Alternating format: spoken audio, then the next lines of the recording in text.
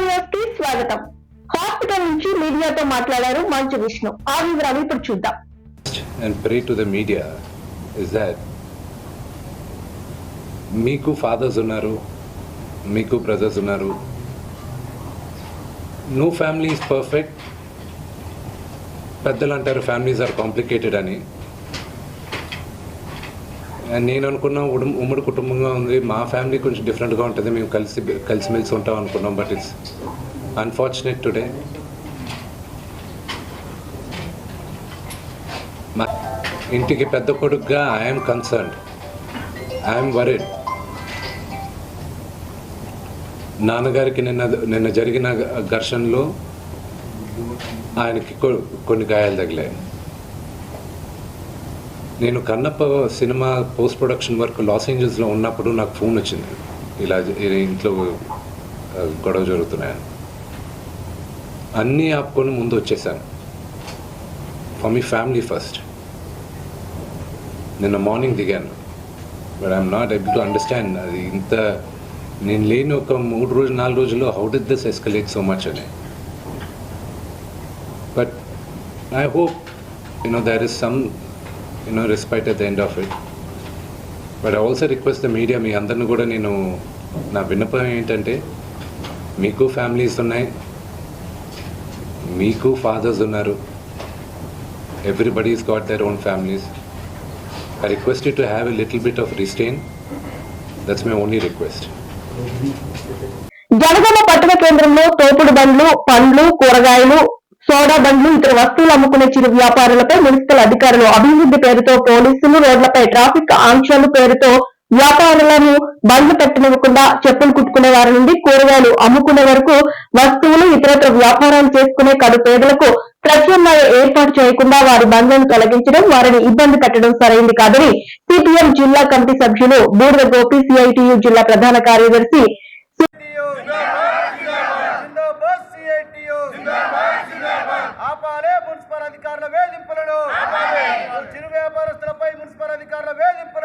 సోదరులారా, ఈరోజు జనగామ పట్టణంలో ఉన్నటువంటి తోపుడు బండ్ల వ్యాపారస్తులు, కూరగాయలు అమ్ముకున్నటువంటి చిరు వ్యాపారస్తులు, వాళ్ళు గత 30 సంవత్సరాల కాలం నుంచి జనగామ పట్టణంలో ప్రభుత్వం నుండి ఎలాంటి సహకారం లేకున్నా స్వయం పోషకంగా ఈరోజు వాళ్ళు మరి కూరగాయలు అమ్ముకొని, పండ్లు అమ్ముకొని మరి జీవనం, సోడా బండ్లు కొట్టుకొని జీవనం కొనసాగిస్తున్నటువంటి పరిస్థితి ఉన్నది.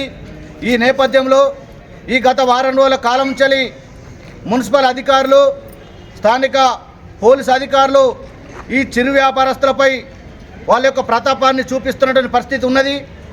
ఈరోజు ఆ చిరు వ్యాపారులు మరి రోజువారీగా మరి అప్పులు తెచ్చుకొని, రోజువారీగా గిరిగిరి చిట్టీలు, ఫైనాన్షియల్ తెచ్చుకొని వాళ్ళ కుటుంబాలని సాగుతున్నటువంటి పరిస్థితి ఉన్నది. కూరగాయలు అమ్ముకున్నటువంటి వారిలో ఎక్కువగా భర్త చనిపోయి ఒంటరిగా మహిళలు ఉన్నటువంటి వాళ్ళు ఎక్కువ శాతంగా ఉన్నటువంటి పరిస్థితి ఉన్నది. వీళ్ళంతా అట్టడుగు వర్గాల ప్రజలు, ఎస్సీ, ఎస్టీ, బీసీ, మైనార్టీ తరగతులకు చెందినటువంటి ప్రజలు. ఈ ప్రజల జీవనం ముందుకు పోవాలంటే మరి ప్రభుత్వం నుంచి సహకారం కావాలి. ప్రభుత్వం సహకారం ఇవ్వడం పోగా మీదికెళ్ళి కేసులు పెట్టడము, ఇబ్బందులకు గురి చేయడం, వేధింపులకు గురి చేయడం జరుగుతూ ఉంది. ఈ మున్సిపల్ పరిధిలో ఉన్నటువంటి మరి ఈ ప్రాంతంలో మరి జోన్స్ వారీగా విభజించి, మరి ఆకర్షి జోన్స్గా విభజించి రెడ్ జోన్, ఆరెంజ్ జోన్ పెట్టి ఇక్కడ వ్యాపారస్తులకు మరి సజావుగా సాగించే పద్ధతులలో మున్సిపల్ అధికారులు ఉండాలి. కానీ మున్సిపల్ అధికారులు ఆ జోన్స్ పెట్టకుండా, ఆకర్షి జోన్స్ ఏర్పాటు చేయకుండా ఈరోజు ఎట్లాంటి మరి ముందస్తు మరి సమాచారం లేకుండా పోలీసు అధికారులు, మున్సిపల్ అధికారులు వీళ్ళని వేధిస్తున్నటువంటి పరిస్థితి ఉన్నది. ఈ వేధింపులు ఆపాలని చెప్పేసి, అట్లాగే ఈ చిరు వ్యాపారులకు ప్రభుత్వమే గుర్తింపు కార్డులు ఇచ్చి స్వయం ఉపాధి కోసం వాళ్లకు ₹1,00,000 చొప్పున లోన్ ఇవ్వాలని చెప్పేసి సిఐటిగా డిమాండ్ చేస్తూ ఉన్నాం. ఇదే సందర్భంలో ఇక్కడ చూసుకున్నట్టయితే అనేక వ్యాపారాలు కొనసాగుతున్న పరిస్థితి ఉన్నది. ఇక్కడ చూసుకున్నప్పుడు వైన్స్లు ఉన్నాయి, జనగామ నడిబొట్టులున్నాయి, వైన్స్లు ఉన్నాయి. ఆ వైన్స్లు నడి రోడ్డు దగ్గర కూడా వస్తూ ఉన్నాయి. వాళ్ళకు నిబంధనలు వర్తించాయి, కానీ ఈ చిరు వ్యాపారులకు నిబంధనలు వర్తిస్తాయని చెప్పేసి పోలీసు అధికారులు, మున్సిపల్ అధికారులు చెప్తా ఉన్నారు. ఇప్పటికైనా చిరు వ్యాపారుల పట్ల పోలీసు అధికారులు కానీ, మున్సిపల్ అధికారులు కానీ సహకరించి వాళ్ళ కుటుంబాలకు వాళ్ళ జీవనం ముందుకు పోవాలంటే వాళ్ళకు సహకారం వ్యాపారం చేయాలని చెప్పేసి ఆ పద్ధతులలో మరి రాబో కాలంలో వాళ్ళకు సహకరించి గుర్తింపు కార్డులు లోన్లు ఇచ్చి ఆదుకోవాలని చెప్పేసి సిఐటిగా ప్రభుత్వాన్ని కోరుతా ఉన్నాం. లేని పక్షంలో కార్మిక వర్గాన్ని చిరు వ్యాపారస్తులను జిల్లా వ్యాప్తంగా ఐక్యం చేసి మీడియా మిత్రులకు క్షమాపణలు చెబుతున్నా. మీడియాపై దాడి చేయడం బాధ కలిగించింది. నాన్నంటే నాకు ప్రాణం. మా నాన్న దేవుడు. మా నాన్నను మా అన్న విష్ణు, వినయ్ ట్రాప్ చేశారు. మా నాన్న దృష్టిలో నన్ను శత్రువుగా చిత్రీకరించారు. నేను నా భార్య కలిసి ఒక టాయ్స్ కంపెనీ పెట్టాం. వాటికి కూడా అడ్డంకులు సృష్టించారు. నాపై దాడులు చేశారు. మా నాన్న ముందే నన్ను కొట్టారు. నాకు సపోర్ట్ చేస్తున్న మా అమ్మను కూడా డైవర్ట్ చేశారు. 3 రోజులు బయటకు వెళ్ళు, మనోజ్ కి సర్ది చెప్తామని మా అమ్మను కూడా నమ్మించారు. నా భార్య 7 నెలల కూతురి పేరు లాగుతున్నారు. నేను నా సొంత కాళ్ళ మీద నిలబడుతున్నాను. నేను ఎవరిని ఆస్తి అడగలేదు. సాయంత్రం 5 గంటలకు ప్రెస్ మీట్ పెట్టి అన్ని వివరాలు వెల్లడిస్తామని మంచు మనోజ్ అన్నారు. మా అంకులు విజయవాడలో ఉంటారు. అండ్ ఇక్కడ కొంతమంది అంకుల్ నాన్నగారు బాగా క్లోజు. మనోజ్, నువ్వు ఎన్నో సంవత్సరాలు ఇంటి బయటగా ఉన్నావు, నీ సొంతంగా ఉన్నావు. మీ నాన్నగారు అమ్మగారు ఒకరే ఉన్నారు.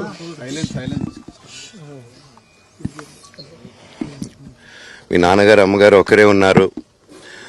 మీ అన్నయ్య ఏమో దుబాయ్కి షిఫ్ట్ అయిపోయాడు ఫ్యామిలీతో. మీ వైఫ్ ప్రెగ్నెంట్గా ఉంది. తనకి తల్లిదండ్రులు లేరు. తనకి ఇప్పుడు మీ అమ్మ అవసరం ఉంది, పెద్దోళ్ళు అవసరం ఉంది.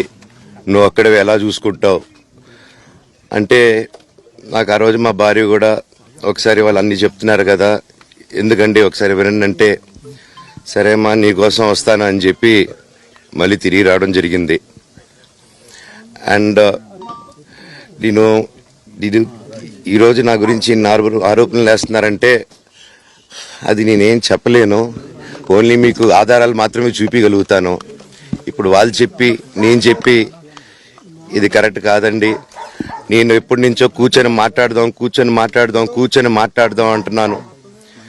పిల్లలకి లోకల్లో అక్కడ లోకల్లో ఉండేది ఎవరో కాదండి, మా బంధువులే అండి అందరూ. ఆ చుట్టుపక్కల గ్రామాలందరూ మా నానమ్మ ఊరు, మా అమ్మమ్మ ఊరు అందరూ మా వాళ్ళండి. వాళ్ళ పిల్లలు, మనవాళ్ళు, వాళ్ళ బంధువులు. సో వాళ్ళకి అన్యాయం, వాళ్ళు నాకు వాళ్ళ అర్జీలు పెట్టుకున్నారు, వాళ్ళ లెటర్లు పంపించారు, వాళ్ళన్నీ చేశారు. నేను వాళ్ళకి సపోర్ట్గా మద్దతుగా నిలబడి ఏమైంది నేను అడిగేసరికి వినయ్ అతనికి ఫోన్ చేశాను, మెసేజ్లు పెట్టాను. సార్ వాట్ ఈస్ హ్యాపెనింగ్, నేను కావాలంటే కాలు మీద కూడా పడతానండి, ఈ ఇష్యూ క్లియర్ చేయండి, మాట్లాడుకుందాం అంటే చాలా దురుసుగా రిప్లైలు పెట్టారు. నేను ప్రతిదీ ఈరోజు సాయంత్రం 5:30కి ప్రెస్ మీట్ పెట్టి ఇన్నాళ్ళు ఆగానండి, ఇంకా ఆగలేను. ఈరోజు ఈవినింగ్ ప్రతిదీ చెప్పేస్తాను. ఆ రోజు నేను పోలీసు సపోర్ట్ అడిగినప్పుడు స్టేషన్కి 100కి ఎందుకు ఫోన్ చేశాను, ఆ 100 దగ్గర నుంచి నేను పర్మిషన్ ఇస్తున్నాను, నాకు ప్రాబ్లం లేదు.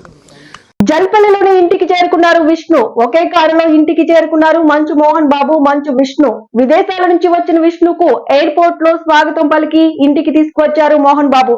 మోహన్ బాబు ఇంటి వద్ద పోలీసులు బందోబస్తు నిర్వహిస్తున్నారు. ఇవన్నీ ఇంటర్నల్ ఫ్యామిలీ ఇష్యూస్ పరిష్కరించబడతాయి. దీని గురించి పెద్ద ఇష్యూ చేయడం అనవసరమని మంచు విష్ణు అంటున్నారు.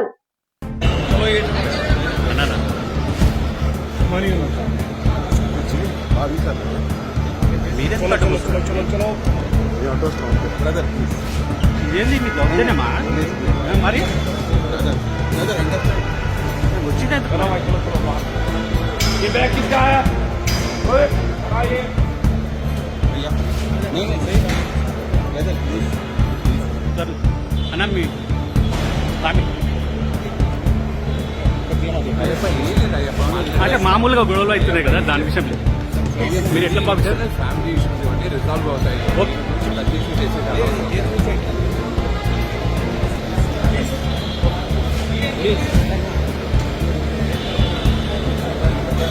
बस मैं मिले मैं दूर से भैया मैं समझ गए.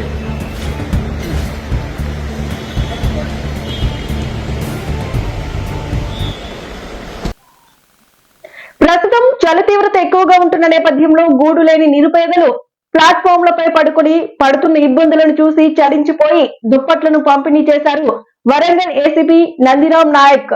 మట్టెవాడ సిఐ తుమ్మ గోపి మిల్స్ కాలనీ SHOలను నగరవాసులు అభినందిస్తున్నారు.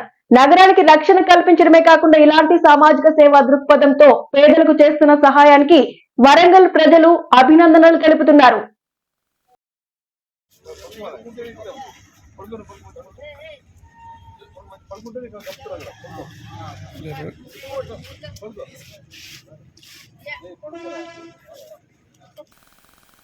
కాంగ్రెస్ సంవత్సర పాలనపై గోవిందా గోవిందా అంటూ పాట పాడుతూ నిరసన తెలుపుతున్నారు గ్రామస్తులు. ఆదిలాబాద్ జిల్లా ఇచ్చోడ మండలం ముక్తాక్రే గ్రామంలో కాంగ్రెస్ సంవత్సర పాలనలో హామీలన్నీ గోవిందా అంటూ వినూత్నంగా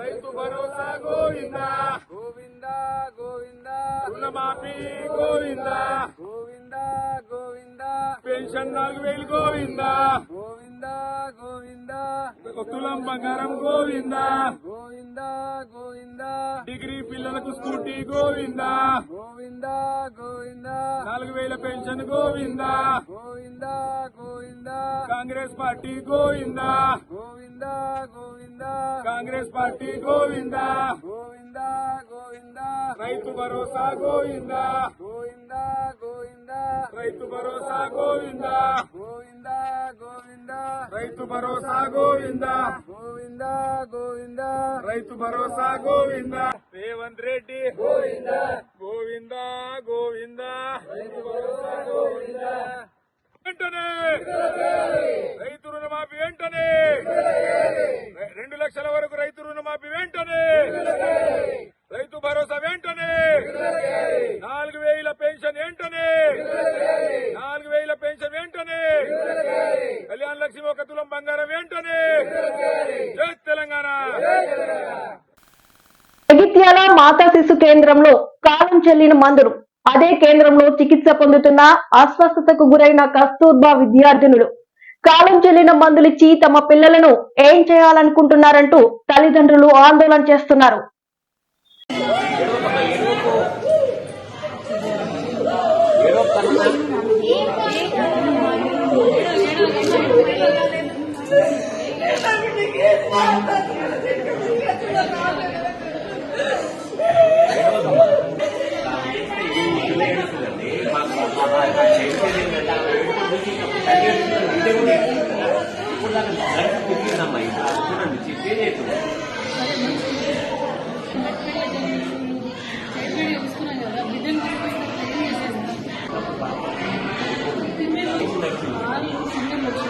పాపకేమో అసలు రక్త లాగు, ఆ పాపకేమో మొత్తం చెప్తున్నట్టు అవుతుంది.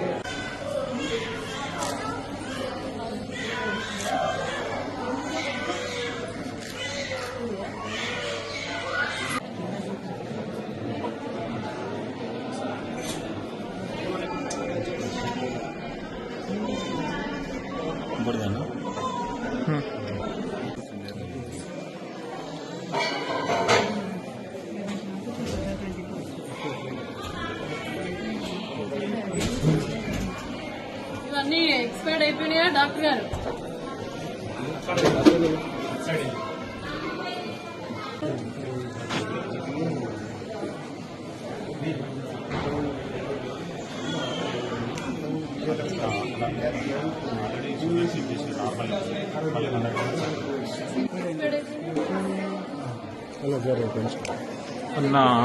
డేట్ ఉన్నాయి, ఇవి అయిపోయింది. డేట్ ఉంది, ఇది డేట్ లేదు, అన్ని కలిపే ఉన్నాయి.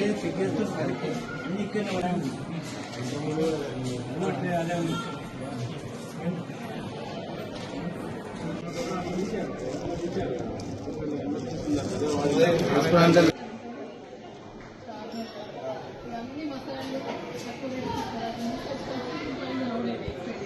అట్లున్నది మందుల పరిస్థితి. ప్రాణానికి విలువ లేదు.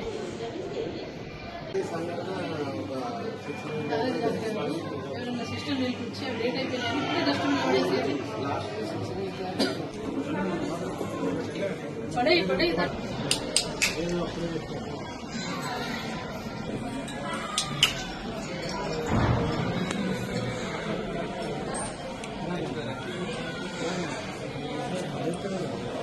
మెయింటైన్ చేసే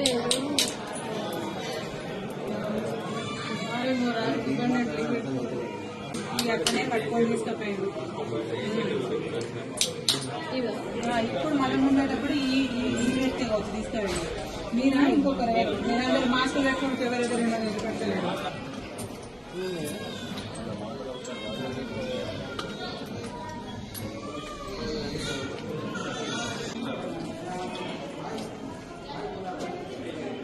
ఫార్మసిస్ట్ లేడా? ఇప్పుడు ఏమేమి డ్రగ్స్ వచ్చినాయి, మనకి ఏమేమి మెడిసిన్ ఉన్నాయి, ఇంకేం కావాలి, రిజిస్టర్ మెయింటైన్ చేస్తారు. ఎక్కడ ఉంటుంది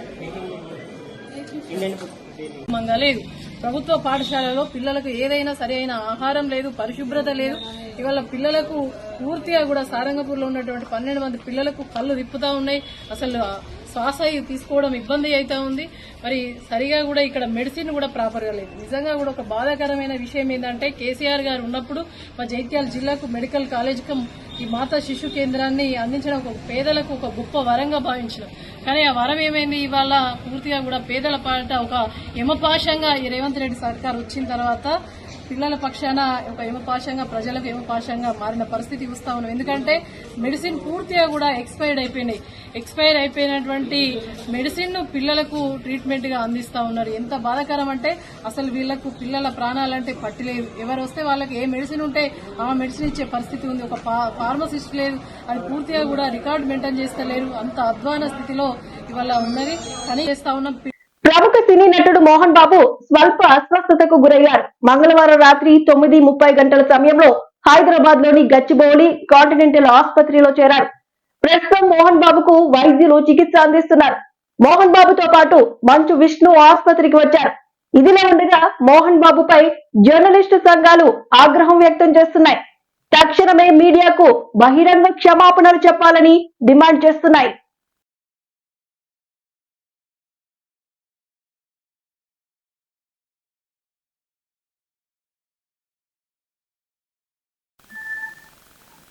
వరంగల్ జిల్లా నర్సంపేట పట్టణంలోని మదన్నపేట కట్ట మీదుగా వెళ్తున్న కారు అదుపు తప్పి చెరువులోకి వెళ్లింది. కారుతో పాటు డ్రైవర్ కూడా గల్లంతయ్యాడు. గజ ఈతగాళ్ల సహాయంతో పోలీసులు వెతికే పనిలో పడ్డారు.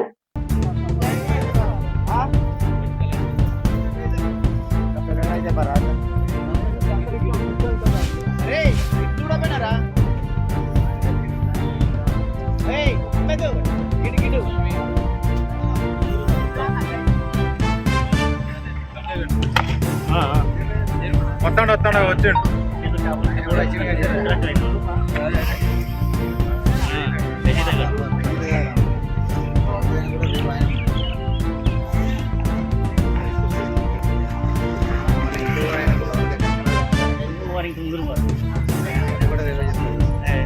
వీళ్ళిద్దరిగా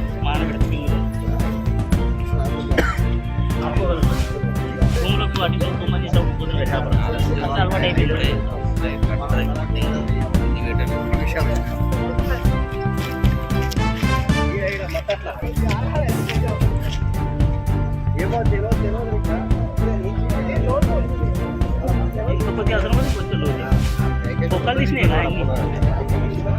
మెడికల్ కాలేజీలు, పోర్టులను ఓ పద్ధతి ప్రకారం చంద్రబాబు నాయుడు అమ్మే ప్రయత్నాలు చేస్తున్నారు. మనమందరం పోరుబాట పట్టాల్సిన టైం వచ్చేసింది. మెడికల్ కాలేజీలు, పోర్టులను ఓ పద్ధతి ప్రకారం చంద్రబాబు నాయుడు అమ్మేస్తున్నారు. మన అందరం పోరుబాట పట్టాల్సిన టైం వచ్చేసింది అని వైఎస్ఆర్సీపీ అధ్యక్షులు జగన్మోహన్ రెడ్డి అంటున్నారు. ఒకవైపునేమో మనం కడతా ఉన్న మెడికల్ కాలేజీలు అమ్ముతానంటాడు. మరోవైపున మనం కడతా ఉన్న పోర్టులు, ఎందుకు మీ రామాయపట్నం పోర్టు దశాబ్దాలుగా చూస్తూ ఉన్నాం. ఎవడన్నా పోర్టు కట్టాడా? ఈరోజు ఆ పోర్టు దాదాపుగా పూర్తిగా వస్తూ ఉంది. పోర్టు పూర్తిగా వస్తూ ఉంది. సముద్రంలో నుంచి షిప్ కూడా తీసుకొని రావచ్చు. అప్పుడే మన ఎన్నికల అయిపోయే టయానికే ఒక బర్త అయిపోయింది. ఇప్పుడు దాదాపుగా 2వ బర్త కూడా పూర్తయిపోస్తూ ఉంది. ఇలాంటి పోర్టులు రాష్ట్రం మొత్తం మీద మనం రాకమునుపు 4 ప్రదేశాలలో 6 పోర్టులు కడతా ఉంటే మన 5 ఏళ్లలోనే మనము మరో 4 పోర్టులు కట్టడానికి శ్రీకారం చుట్టాం. అవన్నీ ఇప్పుడు అమ్ముతాడట చెనిక్కాయలకు, బెల్లాలకి. ఈ పోర్టులు కూడా అంతే, ఈ మెడికల్ కాలేజీలు కూడా అంతే. ఇది సంపద సృష్టి అని అంటారు. ఇవన్నీ పోర్టులు ఉంటే ఈ పోర్ట్ల వల్ల ఉద్యోగాలు వస్తాయి, ఈ పోర్ట్ల వల్ల రాష్ట్ర ప్రభుత్వానికి అదనపు ఆదాయాలు పెరుగుతాయి. దీన్ని సంపద సృష్టి అంటారు. ఇదే పోర్టు ఈరోజు కట్టడానికి 4,000 కోట్లు అవుతుందని అనుకుంటే, ఇదే పోర్టు ఇంకొక 10 ఏళ్లలో ఇదే పోర్టు కట్టడానికి 4,000 కాదు, కావాల్సింది 10,000 కోట్లు కావాల్సి వస్తుంది. అందుకే దీనిని సంపద సృష్టి అని అంటారు.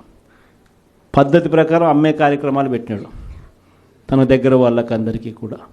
ఇవన్నీ కూడా జరుగుతూ ఉన్నాయి. కాబట్టి మనందరినీ కూడా నేను కోరేది ఏంటంటే, అందరూ ఇక పోరు బాట పట్టాల్సిందే. నేను వచ్చి వెలుగొండ ప్రాజెక్ట్ పూర్తి అయిపోయింది. 2 టన్నెళ్లలో నేను ప్రయాణం చేసి ఈ పక్క నుంచి ఆ పక్కకు 2 టన్నెళ్ళు పూర్తి అయిపోయినట్టుగా జాతికి కూడా అంకితం కూడా చేశాను. 2 టన్నెళ్ళు పూర్తి అయిపోయినాయి. నల్లమల సాగర్ ప్రాజెక్టు రిజర్వాయర్ కూడా అయిపోయింది. 1,00,000 ఎకరాలకు నీళ్లు అందించగలిగిన మెయిన్ కెనాల్స్ కూడా అయిపోయింది. కేవలం మిగిలిపోయింది ఏమిటనంటే R&R కింద డబ్బులు ఇవ్వడం. ఆ R&R కింద ఆ రిజర్వాయర్కి సంబంధించి 1,200 కోట్ల రూపాయలు డబ్బు ఇస్తే నీళ్ళు నింపేసేయచ్చు. అదొక్కటి మాత్రమే ఇప్పుడు చేయాలి అని చెప్పి, ఈ సంవత్సరం చేయాలి అని చెప్పి పోస్ట్పోన్ చేసినాం. ఈ సంవత్సరం చేయాలని అక్టోబర్ లోపల, అంటే జూన్ నుంచి అక్టోబర్ మధ్యలో చేసేసుకొని అక్టోబర్లో నీళ్లు నింపడానికి మనం పూర్తి చేసిన ప్రాజెక్టును ఈ రోజుకి అంతే 52 టీఎంసీలు నీళ్లు పెట్టగలిగిన పరిస్థితి ఉన్న ప్రాజెక్టును, అయిపోయిన ప్రాజెక్టుకు కూడా R&R డబ్బులు ఇవ్వకుండా, అది కూడా రైతులకు నీళ్ళు ఇవ్వాలన్న ధ్యాస కూడా లేకుండా పక్కన పెట్టారు. మార్కాపురం మెడికల్ కాలేజ్ మీ అందరికీ కూడా పక్కనే కనిపిస్తూ ఉంటుంది. ఆల్మోస్ట్ వచ్చింది మార్కాపురం మెడికల్ కాలేజ్. చూస్తే బిల్డింగులు చూస్తే చక్కగా కనిపిస్తాయి. అది ఇప్పుడు అమ్మడానికి సిద్ధమంటాం.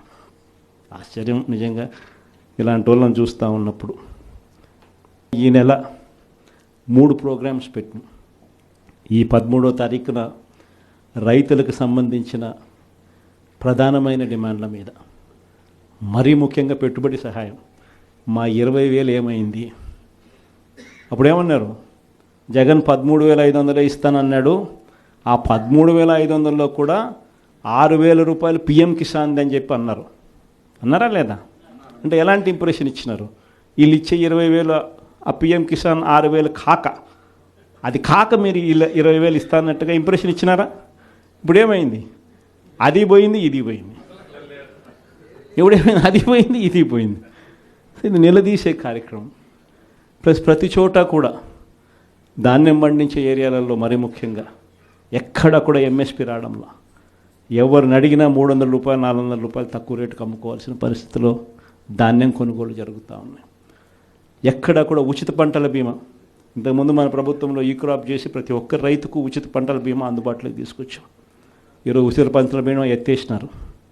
వీటి అన్నిటి మీద క్వశ్చన్ చేస్తూ ఈ నెల 13వ తారీఖున కలెక్టరేట్ల దగ్గర రైతుల తరపున మనమంతా కూడా రైతులను వెంటేసుకొని పోయి కలెక్టర్లకు మనం వినతి పత్రం ఇస్తూ, అయ్యా రైతుల సమస్యలు ఇవి, పలకండి, పట్టించుకోండి అని చెప్పి గట్టిగా డిమాండ్ చేసే కార్యక్రమం 13వ తారీఖున చేస్తూ ఉన్నాం. అదే మాదిరిగా 27వ తారీఖున కరెంటు ఛార్జీల మీద బాధుడే బాధుడు. ఎన్నికలప్పుడు ఏమని చెప్పావయ్యా, కరెంటు ఛార్జీలు తగ్గిస్తానన్నావు, అన్నాడా లేదా? బాగా మన యూట్యూబ్లో కూడా నేను నా ట్వీట్లో కూడా పెట్టిన ఆయన అన్న మాటలు. అప్పుడు ఎంత గట్టిగా అన్నాడు, మామూలు గట్టిగా కాదు. నేను తగ్గిస్తా,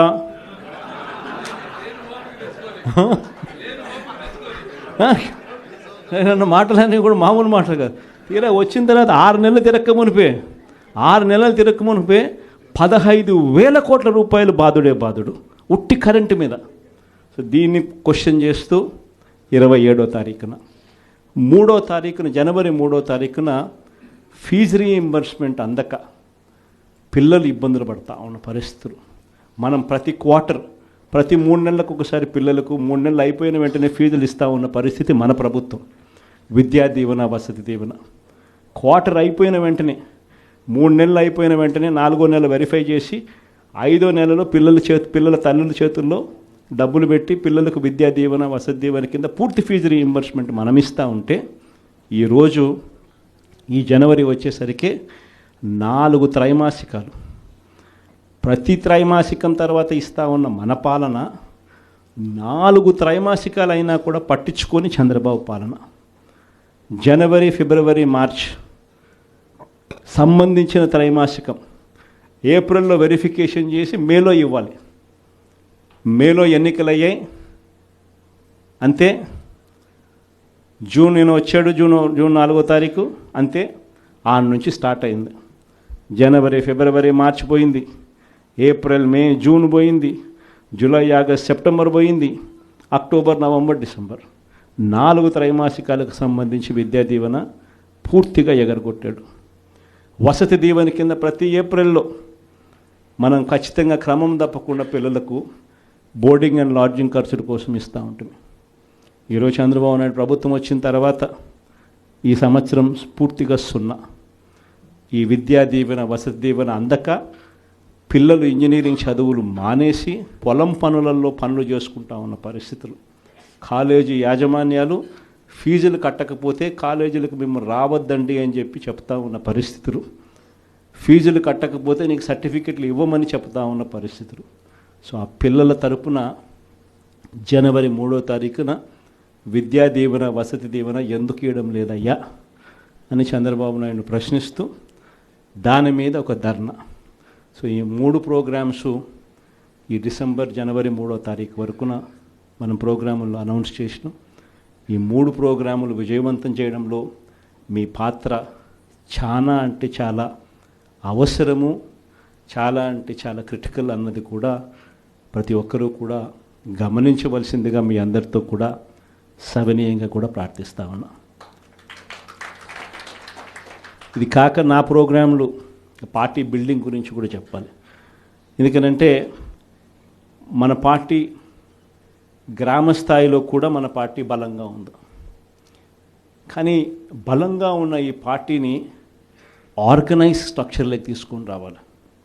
ఆర్గనైజ్ స్ట్రక్చర్లోకి తీసుకొచ్చే కార్యక్రమంలో భాగంగా పార్టీలో క్రియాశీలక మార్పులకు ఇప్పటికే నాంది పలికినాం.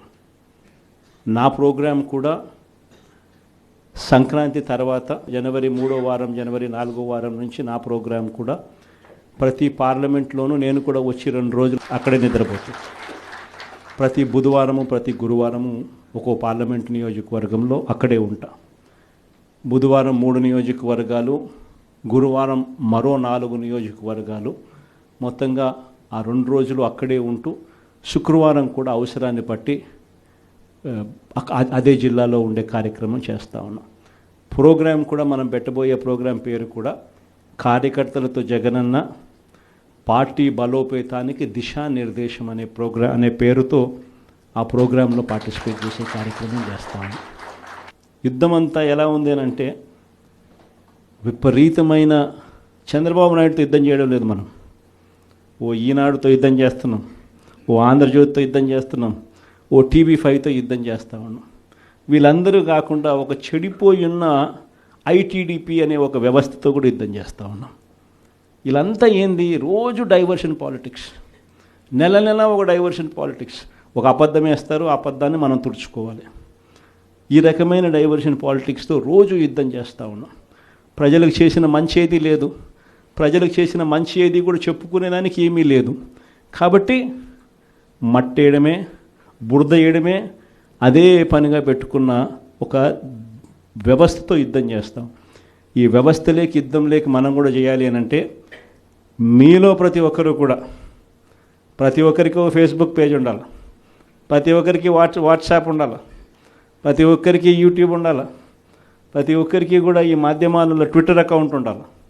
ప్రతి ఒక్కరికి కూడా మనం కూడా ఈ మాధ్యమాలలో మనకు కూడా ఉండాలి. ఎక్కడైనా మన గ్రామంలో ఏదైనా అన్యాయం జరుగుతున్నప్పుడు టకాని ఫోటో తీసి మనమే ప్రశ్నించాలి.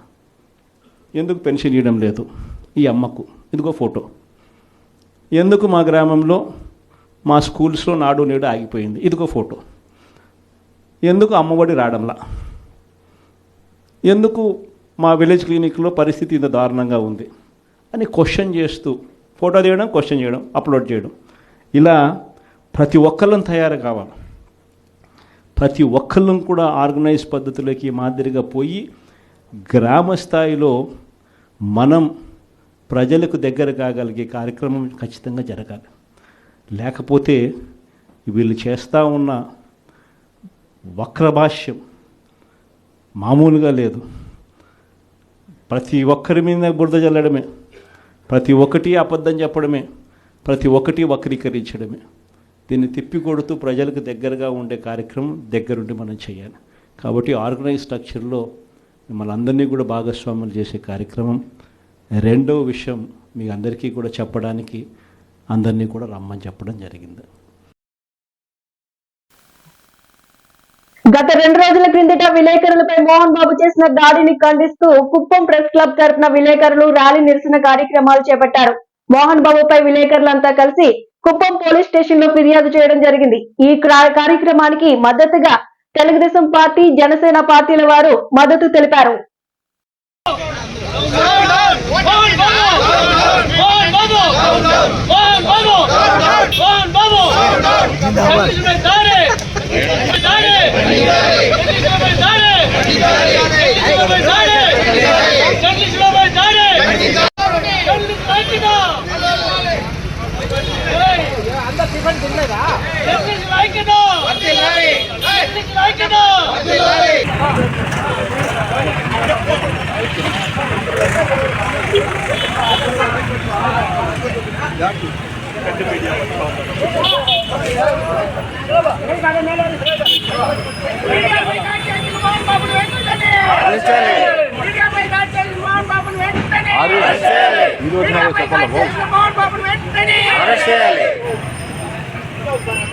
జర్నలిస్టుల ఐక్యత, జర్నలిస్టుల ఐక్యత, జర్నలిస్టుల ఐక్యత.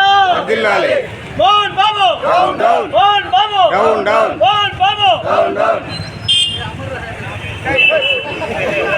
ఏమి చేసిన తప్పును పోలీసులు అందరూ కేసు నమోదు చేసి అరెస్ట్ చేయాలా, ఆయన క్షమాపణ కోరాలని కోరుకుంటున్నాము.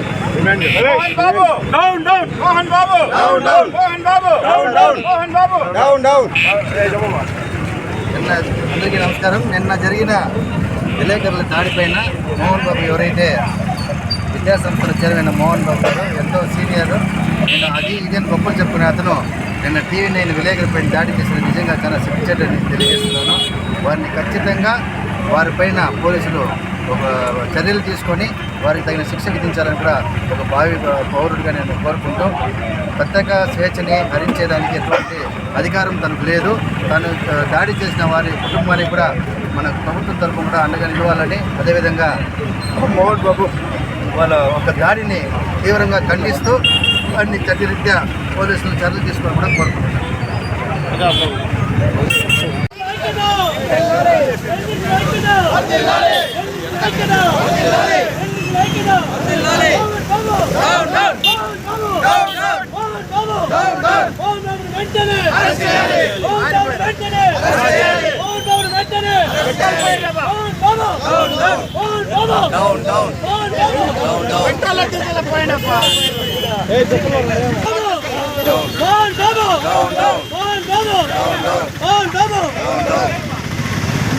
బాబు పేపర్ ఏదంటే అది అంటించదండి.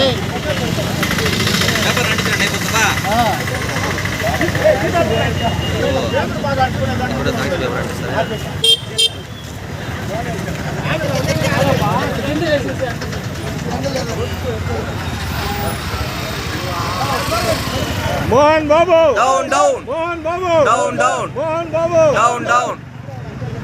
మీడియాపై దాడి చేసిన మోహన్ బాబుని అరెస్ట్ చేయాలి.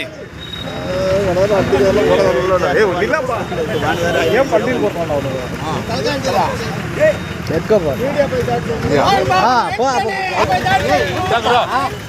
అరెస్ట్ చేయాలి.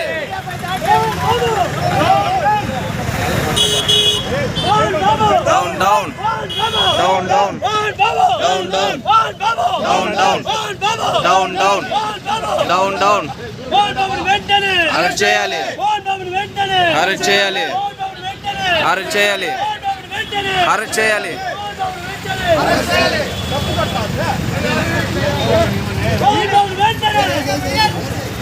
మీడియా మిత్రులను దోషించిన మోహన్ బాబుని వెంటనే అరెస్ట్ చేయాలి. మీడియా మిత్రులను దోషించిన మోహన్ బాబుని వెంటనే అరెస్ట్ చేయాలి. మీడియా మిత్రులను దోషించిన మోహన్ బాబుని వెంటనే అరెస్ట్ చేయాలి. అరెస్ట్ చేయాలి.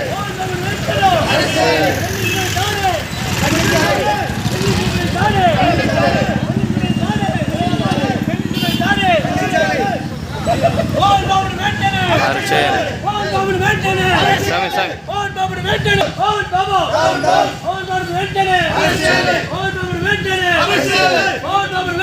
అరెస్ట్ చేయాలి.